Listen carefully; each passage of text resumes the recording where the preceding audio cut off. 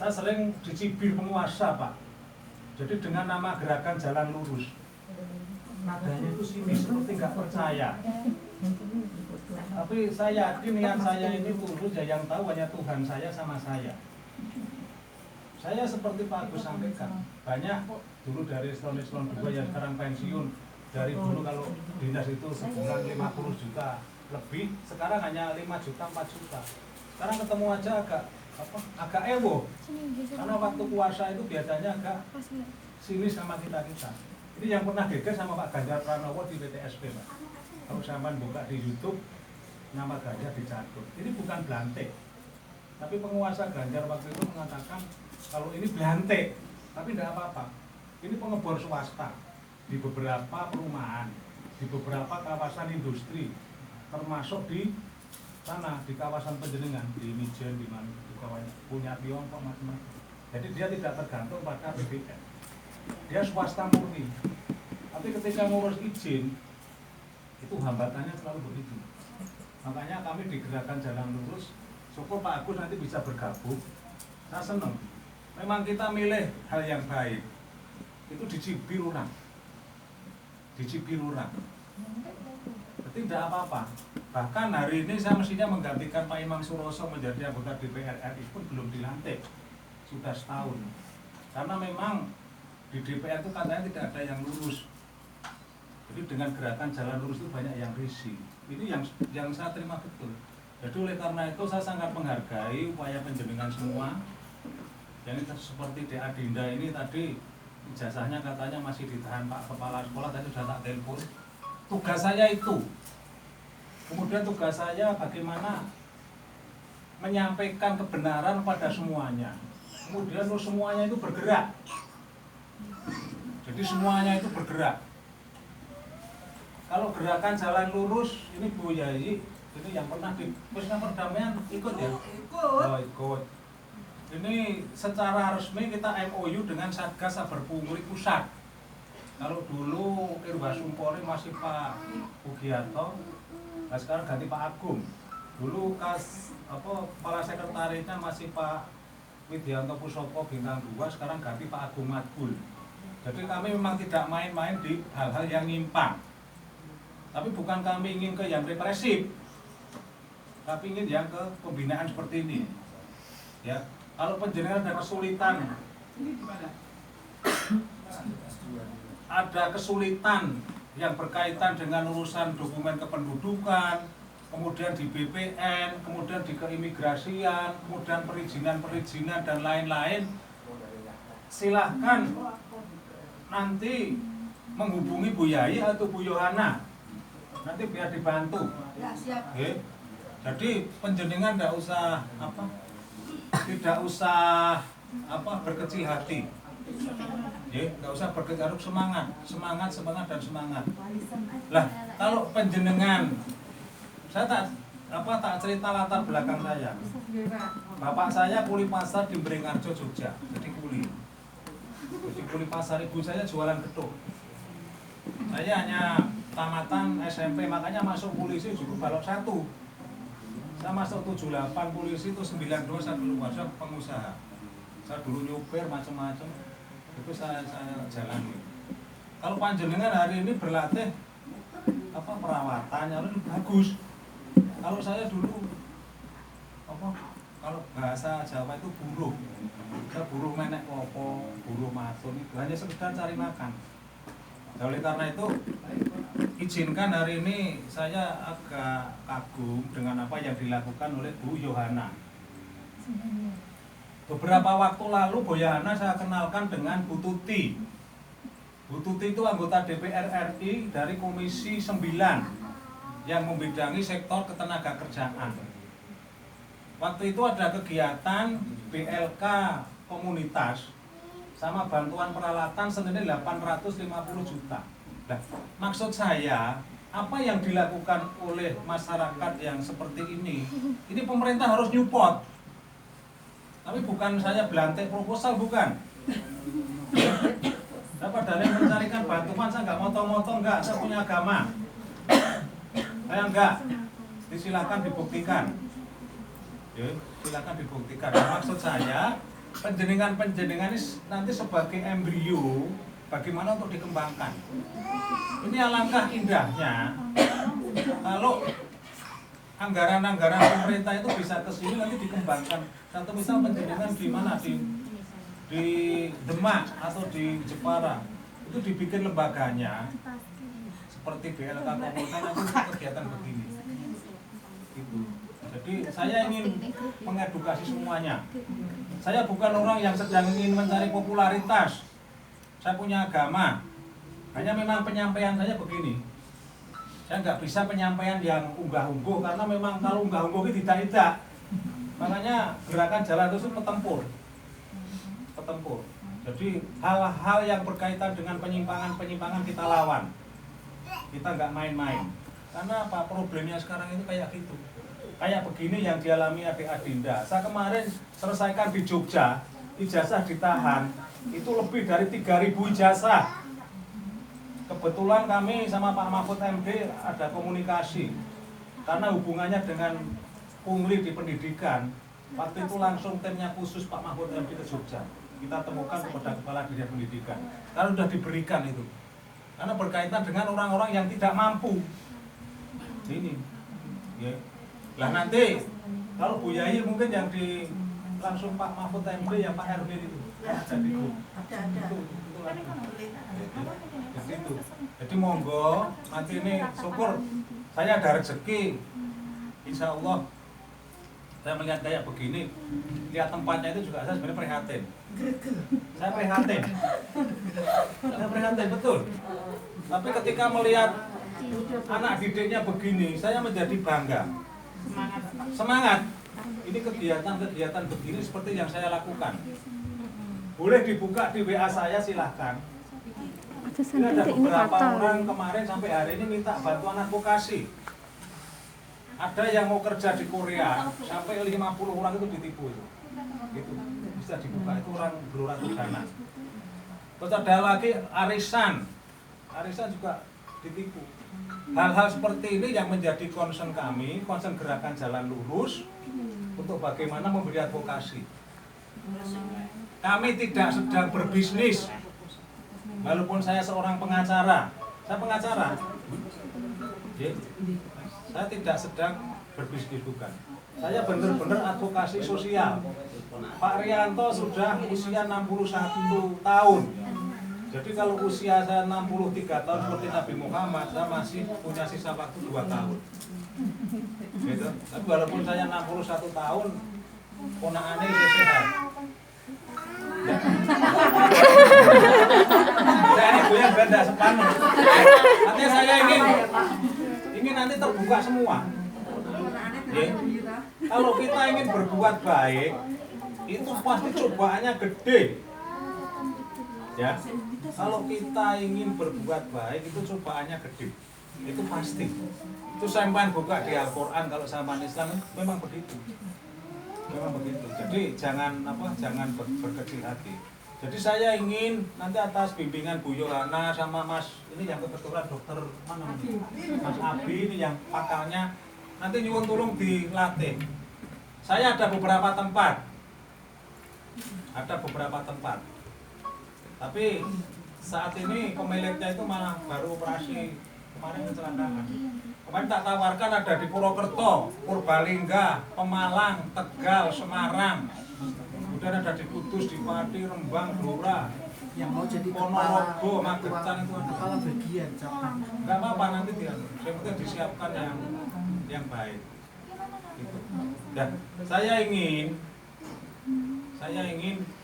semua nanti kalau memang bekerja itu diniati dengan kejujuran. Enggak usah main-main. Ini tadi pagi-pagi saya sudah ke Semarang, ke sebelah ini, ke tempatnya Pak Yulianto. Saya ingin buka depo pasir. Tapi bukan untuk saya cari pekerjaan. Jaringan saya mulai dari Magelang, daerah Serumbung, Muntilan, kemudian Sleman, Klaten, Boyolali yang nambang pasir itu banyak. Itu awalnya dia kesulitan nambang pasir, selalu diurusi, diperes-peres sama oknum tertentu. Nah, ini kita berikan advokasi, kita berikan jalan keluar agar bangsa Indonesia itu nanti produktif. Jadi jangan baru mintip-mintip malah Nah ini akhirnya menjadi titik baik. Nah sekarang kita ingin mengajak semuanya untuk berani menghentikan semua praktek-praktek yang tidak baik. Itu harus kita hentikan. Makanya ini penjadian itu beruntung jatuh di Mbak Yohana yang kebetulan niat untuk kegiatan sosialnya tinggi. Seperti Pak Rianto ini bukan pamer.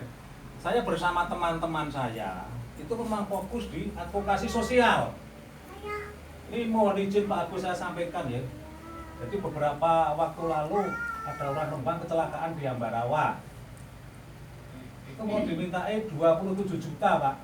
Ketika kecelakaan yang kita suruh Mas Hafid, yang sering kita share itu akhirnya juga nggak diminta Pak.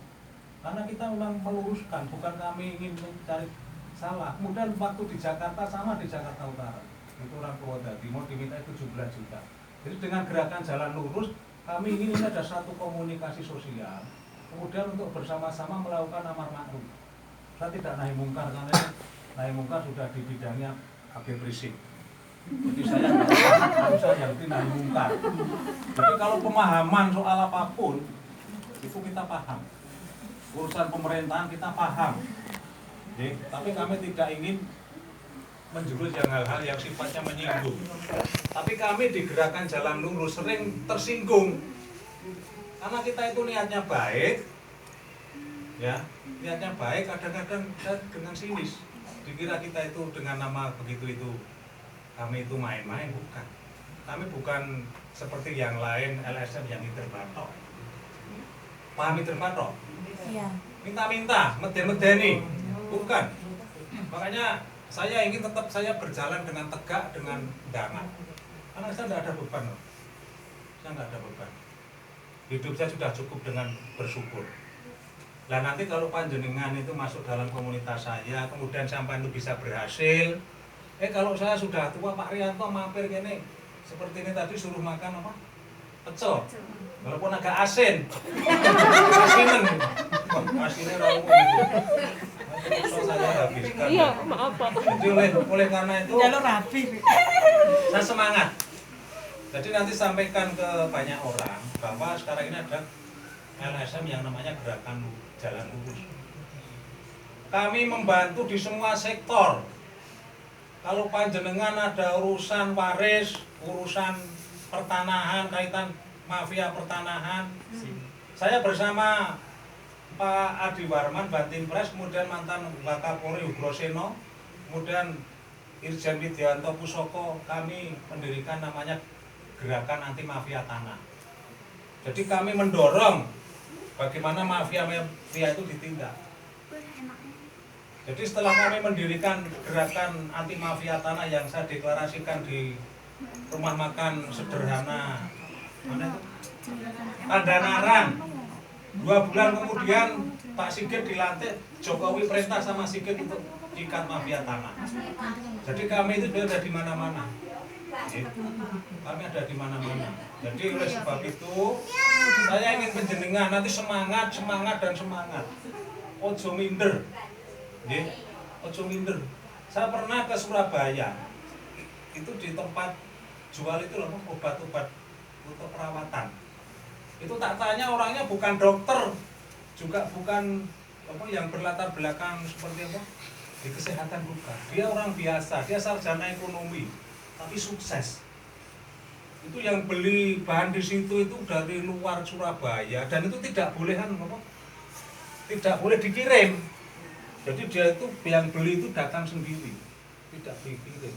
Apa itu nggak ngerti. Tapi katanya kepada penjaganya, katanya takut untuk dipalsu katanya, karena pernah ada pemalsuan. Nah saya ingin nanti Mas Abi, kalau nanti kita jadi mengembangkan itu, sekaligus nanti kita buka yang untuk supplier untuk anak-anak ini. Ya, kami di Jakarta punya kenalan yang importir barang-barang begini. Jadi nanti kita sifatnya kita itu bekerja sama, saling menguntungkan, saling mengisi dengan catatan satu, jujur total. Oke, sanggup sampean? Insyaallah. Sanggup kok insyaallah. Jujur Iya. insyaallah. Iya. Siap. Jujur kok insyaallah. Iya, aku nggak insyaallah loh, iya. Ya, iya gitu kan ya. Tapi insyaallah gitu ragu-ragu. Saya kemarin di acara di Pati, nggih, halal bihalal. Ya. Harusnya kaos yang saya bagi lebih, Ya. tapi kenyataannya kurang. Jadi kaos 150, Bukan. yang utang 70, kaosnya cek kurang. Bukan. Kemarin di Pati itu banyak yang di dalam kan hanya 50. Saya bawa kaos 80. Yang di dalam nggak umat. Loh. Terus kemarin waktu di mana? Semarang. Sama toh? Hilang Ada 8. yang kehilangan Hilang 8 rompi, rompi 800.000. yang kayak gini itu apa? Padahal udah jujur itu. Makanya kalau bicara jujur jangan insya Allah. Siap. Siap atau iya atau tidak. Siap. Oh, kayaknya menurut sama. Karena apa? Ketika kita milih jujur, Nak malu-malu Tuhan rasa itu komen. akan memberikan banyak cara Amin. untuk bagaimana mencukupkan kebutuhan manusia. Amin. Tapi kalau kita terbiasa dengan hal-hal yang namanya tidak jujur, ya selamanya tidak jujur. Boleh cerita tentang kejujuran? Nanti dulu sebentar. Oh iya, siap. Nanti. Jadi saya rekomendasikan nanti sampean bisa beli buku-buku bekas di Gramedia itu berjiwa besar. Iya.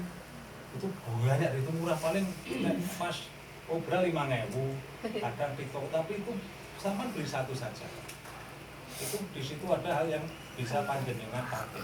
Syukur kalau panjenengan punya duit. Saya rekomendasikan beli bukunya Yakub Utama. Judulnya Bersyukur Tiada Akhir. Itu bagaimana cerita Kompas Gramedia Group itu membangun satu organisasi bisnis sebesar sekarang. Modalnya dengkul.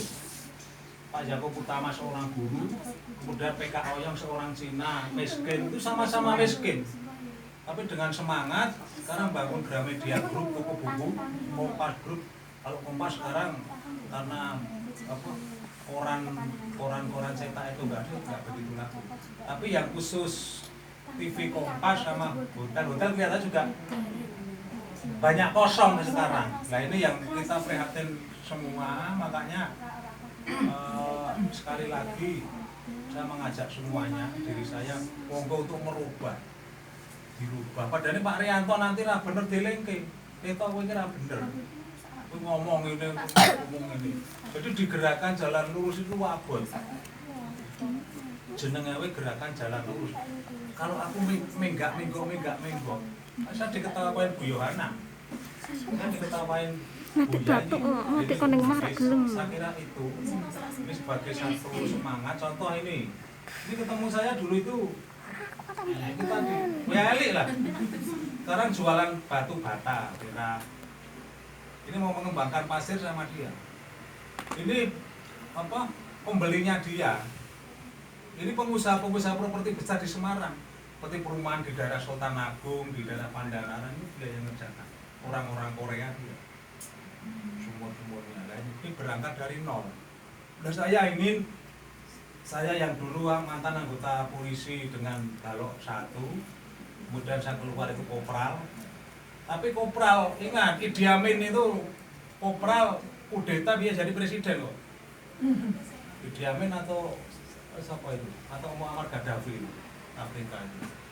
Tidak apa-apa, jadi jangan sampai karena tidak punya ijazah minder, jangan. Pak Junaidi Halim yang punya Konimek Solo itu ijazahnya hanya ST, sekolah teknik itu SMP. Itu dia punya farmasi yang gede. Teman saya Pak Imam Syafi'i, pemilik Hotel Pandanaran, ya kan? Itu saya lepas opalannya Jembaro Kuburi. Dia punya hotel di Pandanaran, kemudian di Jogja itu punya gede-gede. Kebetulan itu sahabat dekat saya. Dia pergi dari Suruh, itu dulu itu nyuri sepeda, kemudian ke Semarang itu jualan minyak mikul. Dia cerita sama saya. Kemudian masuk menjadi pegawai provinsi, kemudian akhirnya keluar. Kemudian ketika Gus Dur jadi ketua PBNU, kalau ada kegiatan ini Pak Imam Syafi'i, Pak Haji Warto dulu pokok buku itu. Ini satu contoh-contoh teman-teman kita yang berhasil, ya. Nah ini untuk menjadi contoh. Lah saiki ora ndek duit karepe ame tuku HP wis sing larang. Gitu. Saya itu HP ku jadul. Terus saiki wong ora ndek itu buka pene tak delok malah waduh. Kayak sak omah ono wong 5, tapi tidak apa-apa ini situasi sekarang memang seperti itu. Enggak. Nyuwun tulung Bu siapa? Bu Yohana tadi Bu siapa mau? Bu Tuti. Bu Tuti itu anggota DPR RI di Komisi 9 yang membidangi soal ketenaga kerjaan. Mudah-mudahan kalau beliaunya nanti ke sini sama saya. Tapi kalau enggak nanti biar sama Bu Yai sama Bu nanti tak paringi teleponnya nggih. Nanti dikomunikasikan. Nanti ini dimanfaatkan. Paham ya? Ini yang rumahnya ngaran putih ngaco. Oh ngaran nanti dapile Bu Tuti. Kendal. Demak Ramelu. Salatiga. Ambarawa. Oh Ambarawa bisa masuk ngaran. Nanti itu Di sini ada semua se-Jawa Tengah ya. Kita se-Jawa Tengah. oh maka masuk. Masuk. Masuk. Cedak JBL makan ya. Masuknya mana Kak? Cedak Sango nih. Kak, sango. Napa? Sango. Lah aku biyen gelandang ning pasar esuk kali ngono mulane aku guyon. Terus saya tidur di pasar